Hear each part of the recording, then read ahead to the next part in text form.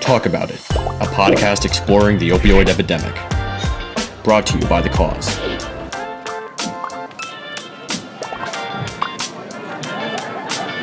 Listen wherever you get your podcasts. Hello, world. My name is Jacob Don, and you are listening to Talk About It, a show that dives deep into the opioid epidemic to uncover stories of hope and resilience. Today, we'll be examining the connection between law enforcement and opioid prevention with Officer Scott Saunders of the Middletown Police Department, who will be walking us through the various programs and initiatives his department offers. Scott, thank you so much for coming on the show today. I'm really excited to dive in to this topic. How are you doing? I am wonderful, Jacob. Thank you for having me. And I know just from your intro, this is going to be awesome. Very professional, seem like you're very well versed with what you're doing. So I'm happy to be here. Thank you. No problem. For our audience at home, could you please introduce yourself and tell us a few words about your work and your background? My work, I've been in law enforcement this will be my 35th year in law enforcement. I worked in the city of Philadelphia, where I was born and raised, for 18 years. In the last 18 years, I've worked with the Middletown Police Department. Currently, my rank is Master Sergeant, and my current position is I am the supervisor for support services for my agency. So support services includes traffic services, which is all your accidents and tickets and things, and your community services, which I was the community service officer for many years, but now I supervise the community services officer. And with that, they do a lot of education, a lot of outreach type things, non-traditional police type things. Before we dive into the different initiatives and programs that the Middletown Police Department offers and the different events that have happened in your life regarding opioid prevention, I want to get a baseline, and I want to basically understand the severity of the opioid crisis in Middletown and in the surrounding area. Could you tell us, what does it look like in Middletown in that area regarding opioids? Well, without having raw data in front of me, I can't really speak on how prevalent it is or how much of a issue it is. I do know that we do respond to overdoses as an agency. I know that we do make drug arrests for possession and distribution of narcotics. So in a nutshell, the problem of drug use and drug addiction and drug sales is a nationwide, if not worldwide, problem. So Middletown is no different than any other town. So I'm just curious, with you as a master sergeant in the police department there in Middletown, could you give us some insight into what you have done personally regarding opioid prevention, treatment, and your attachment to this issue? Well, as far as treatment goes, I've been educated in college. I have a counseling degree. And with that degree, I worked part-time as a drug and alcohol counselor for plenty of years. And as far as treatment goes, addiction is a sickness. I view it as a sickness. And when you see individuals that are suffering from that illness, just like any other disease, it needs to be treated. So in terms of treatment, I've done drug and alcohol counseling with another agency besides the police department. As far as within the police department, community services or support services section, I've been involved with the DEA National Take Back for at least a decade. That is a national event that the DEA partners with local police departments, and they hold it twice a year, once in April and once in October. And what they do is police departments that want to be involved in it, they register as a site for people to bring their prescription medication and drop it off, no questions asked, and we transfer that medication to the DEA where they properly dispose of it. When you're talking about disposal of medication, we don't want people to dispose it like by flushing it down the toilet. That would impact our water table and cause more problems for the community. So We encourage them to drop the medication off, and then the DEA takes it from us and they dispose of it properly. So I've been doing that, like I said, for probably almost a decade or a little over a decade. Also, community services in my agency is big on education and with youth, because I think that, at least from my experience, when you can get to youth before they start going down this road, that's really what you want. You want to be able to prevent it. So you want to educate them as to the dangers and the outcomes of drug use and misuse. You mentioned the DEA Take Back Days and a few other initiatives that I definitely want to get to in a little bit. But I want to circle back to the drug and alcohol counselor certification that you have. Could you elaborate on what exactly that is? I personally haven't heard of it before meeting you. And I'm just curious, what is the process of certification, and what does that enable you to do once you have that drug and alcohol certification? Well, my journey was, after I earned my bachelor's degree in criminal justice, I wanted to kind of diversify my education. And I always was pretty good talking to people and interested in talking to people to kind of understand why it is they do what they do. So it was an interest of mine. I did my internship at a drug and alcohol facility, and they hired me full-time after the internship as a drug and alcohol counselor. And I did that, like I said, for a few years.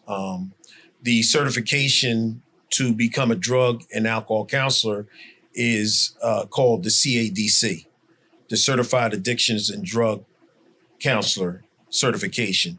You have to take an exam to become certified with the state.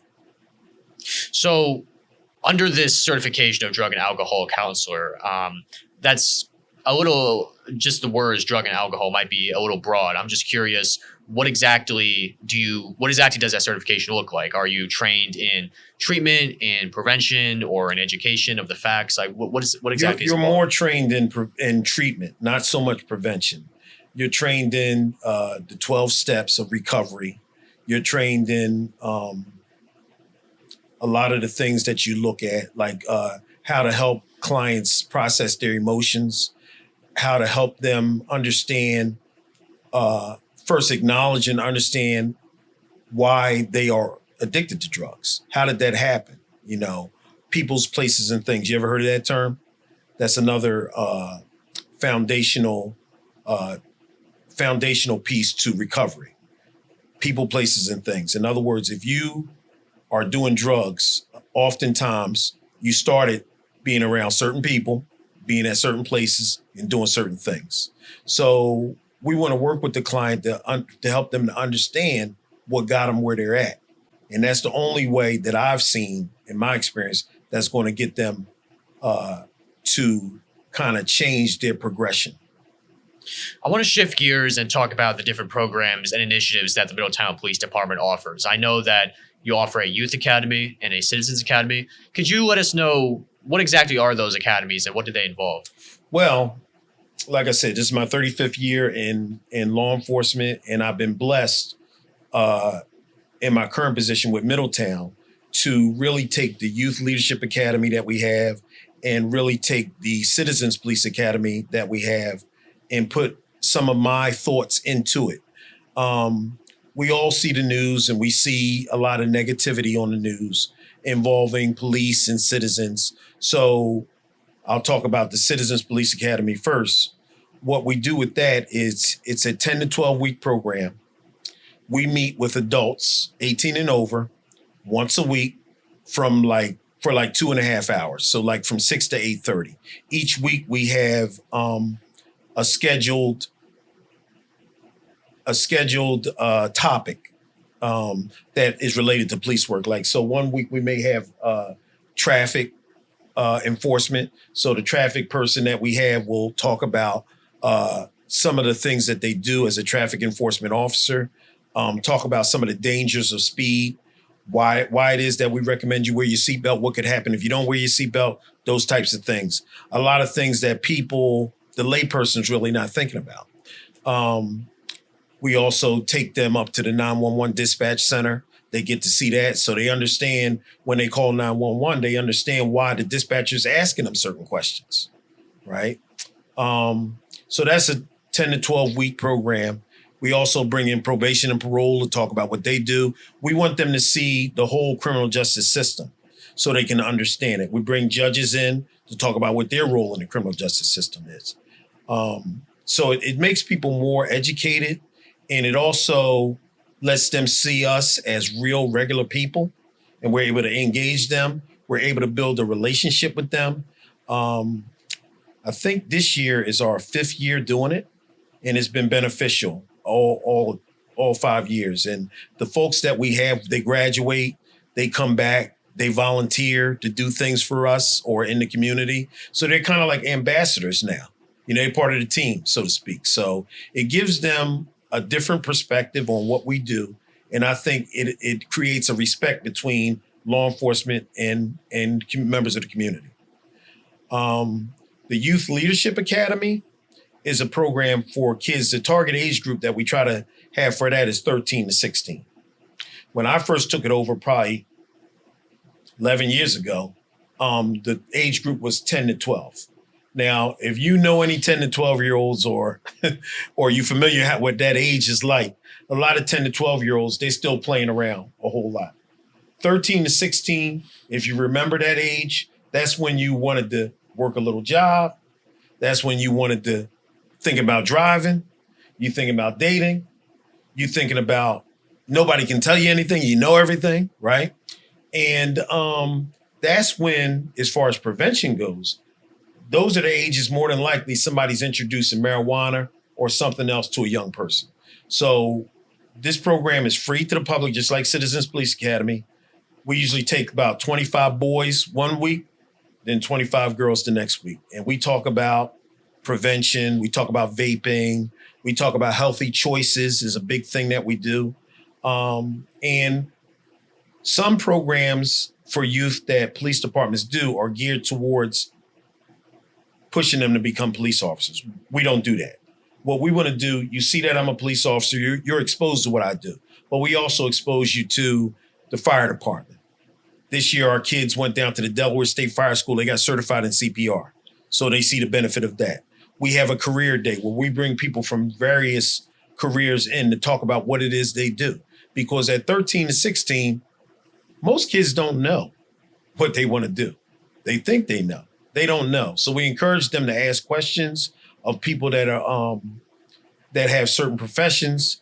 Those people they may be in that profession, but that may not be what they started out intending to do. So we encourage those people that come in to volunteer to talk about that, to tell their journey, their story.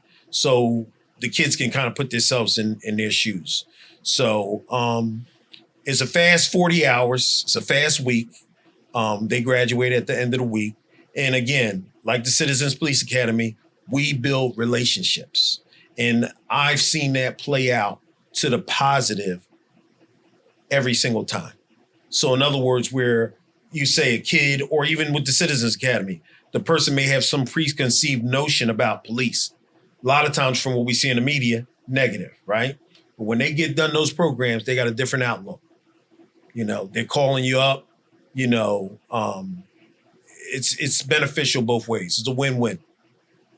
If someone is listening to this podcast right now and they live in the Middletown area and they would like to sign up themselves for the Citizens Academy, or they would like their child to join the Youth Academy, how do they do that? Do you have a website or any resources? We have a website, but primarily our social media, our Facebook page. We advertise all the programs that we do. We also make the community aware of significant things that are going on in the community, whether it be crime or programs or otherwise. So I want to talk about the DEA Take Back Days, as you mentioned. I know a lot of people listening to this podcast may not be familiar with that. They may not have ever heard of these Take Back Days. Could you give us some insight into how they work and the structure of them, especially in your experience in Middletown? Well, I would say that each police agency or each organization that does it probably does it slightly different. I am proud that the state of Delaware recognized Middletown PD for the way that we do it. And we started out doing, at least me, when I was doing it, since I've been doing it. We started out doing the April and the October take back days, and we had it in our lobby of our station, and people would come in, turn in the prescription medication, and that would be pretty much be that. But it actually evolved. I've been blessed to have partners outside of the police department, like the Southern Newcastle County Coalition, SM4C, and the Lions Club, and other organizations that partner with us to make it even better. So you're probably old enough to remember COVID, right? So COVID happened, and that kind of threw a slight monkey wrench in the DEA take back, because it's an event where people come in contact with one another. So at our police station, the way it's designed, the front parking lot is kind of like a cul-de-sac that where you can go right around in a circle. And so what we did, we said, you know what? COVID's going on. We still want to do this. How can we do this safely? And we said, you know what? We'll just do a drive-through, so nobody has to get out of their car. So what we do is we have the cars drive on the left side of the roadway. We have officers out there to control the traffic, 5 miles per hour. We instruct the drivers, roll your driver's side window down, and we have vendors all along the small cul-de-sac that they go around. When they get done talking to the different vendors, they come to a location where they can hand off their prescription medication. They don't even have to get out their car. We also lately, over the last few years, we've had Narcan training there. So it's kind of like a health fair, a drug take back all in one. So it runs very smooth. If people want to get information from different organizations, like for counseling or other organizations that can be a benefit from them, they're there. So that's kind of how we run it, and it's been successful ever since. If someone has prescription medications that they would like to dispose of, I'm sure they might initially think maybe just throw it away in the trash or flush it down the toilet. So could you explain why those are improper disposal methods, and why the take back day offered by the Middletown PD and the DEA is a much more safe and effective method? Well, first thing I'll say to that is that those that would think to flush medication, narcotics down in their toilet, we're talking about a water table that impacts all of us as human beings. So when you put those types of substances into the water table, that can be dangerous for all of us. So we try to discourage that type of behavior. I'm not a water expert, but I do know that it can do something to the water table. At least the experts, that's what they say. So we try to discourage that. The other thing, disposing medication in the trash.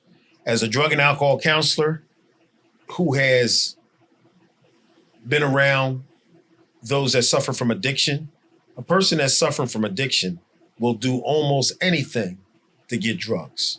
So to just put drugs in the trash can, that's not good enough, because somebody somewhere wants to get those drugs. So our thing is like the DEA take back, you're giving it to us, we give it to the DEA, and they dispose of it. So that's the safest way.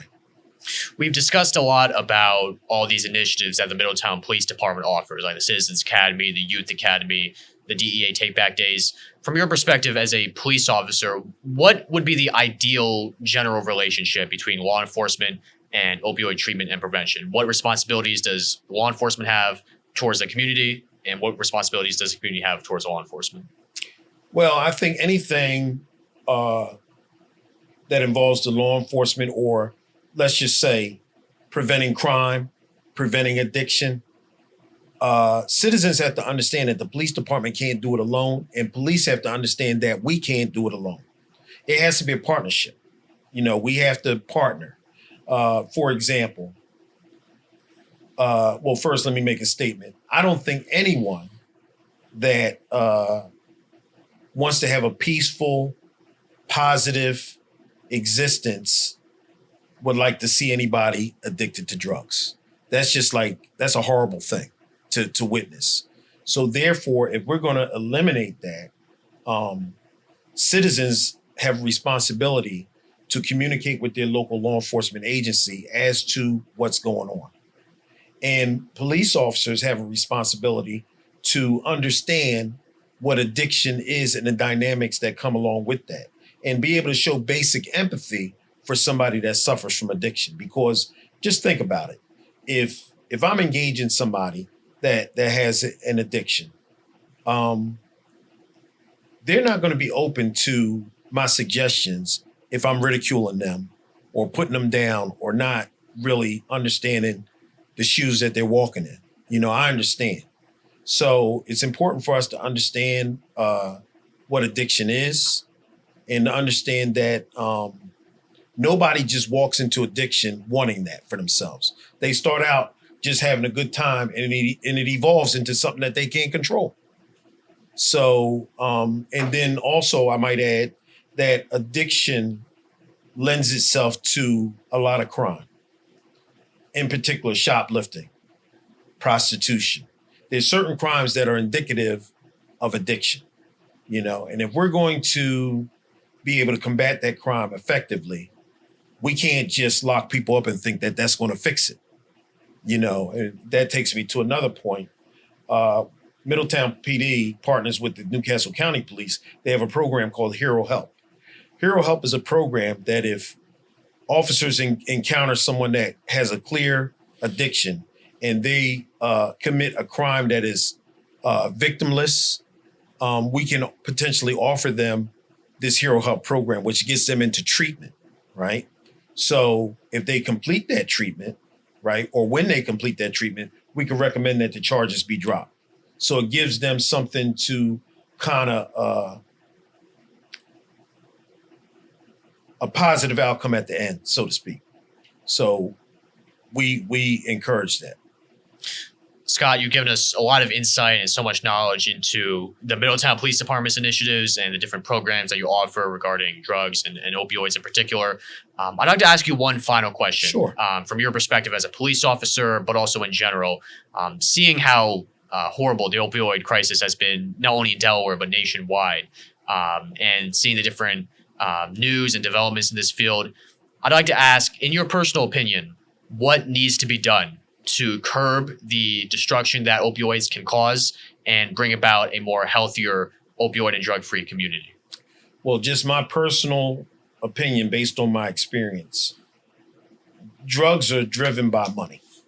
I think that when you talk about opiates serve a medical purpose if utilized the proper way, but at the same time, they can be highly addictive. So that's where we see the addiction that we see. Those that sell drugs illicitly is driven by money. Sometimes the pharmaceutical companies is driven by money. So to your question of how do we change that, I think that we need to get into schools early on. I'm talking about elementary school, and educate young people, kids, about the dangers of even going down that road. Now, the thing about kids or people in general, we all have a self-esteem button. We all want to be liked. We all want to be felt like we're somebody. A lot of times, if your self-esteem is not where it needs to be, that's when you do different things and make bad choices, do these things. So I think that schools, like I said, need to educate in the schools, and we need to have programs outside of the school that reinforce that education. And that's really what I see that can kind of help turn this thing around. And it needs to be more regulation probably on pharmaceutical companies and how these drugs are distributed by doctors and things like prescribed.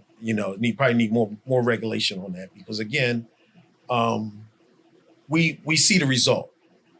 Like I said, opiates can have some positive usage if it's used the right way, but we see so much negative.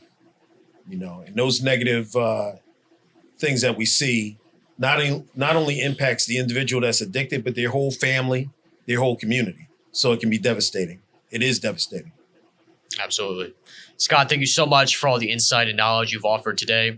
For our viewers at home, that was Officer Scott Saunders of the Middletown Police Department giving his input on the different programs and initiatives that the Middletown PD offers. My name is Jacob Don, and we'll see you next time on Talk About It. Listen to Talk About It and other podcasts from the cause on all major podcast platforms.